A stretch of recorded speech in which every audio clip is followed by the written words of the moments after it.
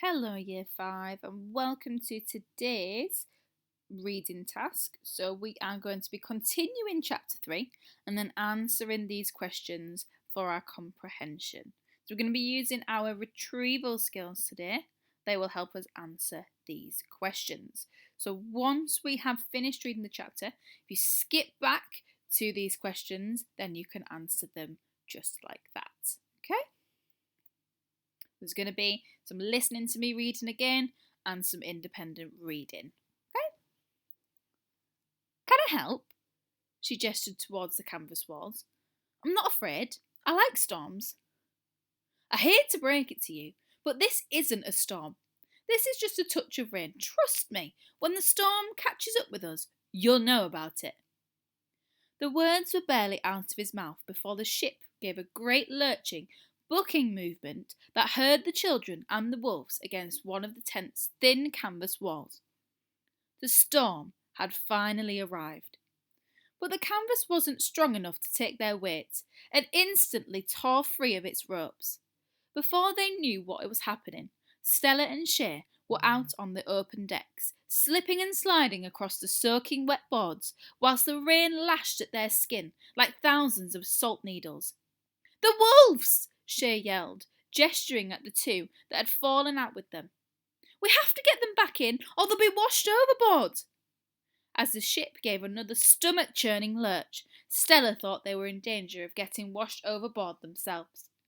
Felix would be absolutely furious if he knew she was up here. But no wolves were going to get swept away tonight if Stella had anything to do with it, so she wrapped her arms around the nearest one, a reddish-coloured wolf with soft brown eyes. Shay grabbed the other, picked it up and hurried back towards the canvas wall of the kennel. Stella tried to follow, but she wasn't strong enough to lift the wolf, and the next moment, after another great wave, crashed into the ship.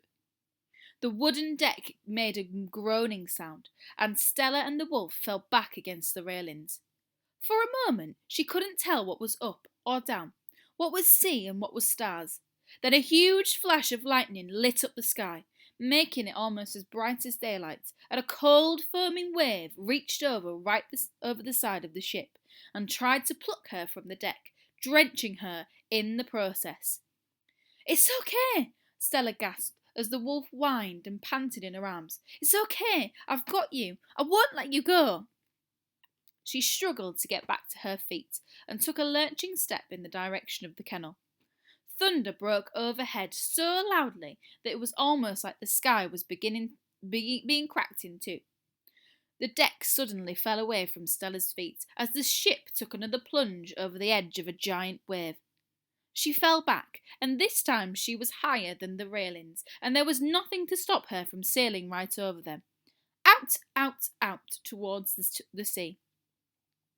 As she flew over the side, beyond the point of no return, she couldn't tell whether the roaring in her ears was the pounding of the waves, or the crack of the thunder, or the thrumming of her own blood beating against her eardrums. She heard Shay shout her name, but her jaw was too locked with fear to call him back. Her arms were still clamped tight around the wolf as she screwed up her eyes and tried to brace herself for the shock of the icy water hitting her skin.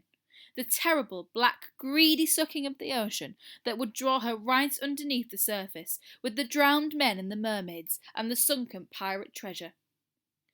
Only it never came. Instead, she landed with a crash and a thump on something solid. And then everything went unnaturally, eerily quiet. The wolf squirmed out of her grip, and Stella sat up, trying to work out what was happening. Her back gave a twinge of protest, but she seemed to be the one piece. An oar clattered against her foot, and she realised she had landed in one of the lifeboats. Are you all right down there? Stella looked up and saw Shay peering over the railings at her. I think so, she called back.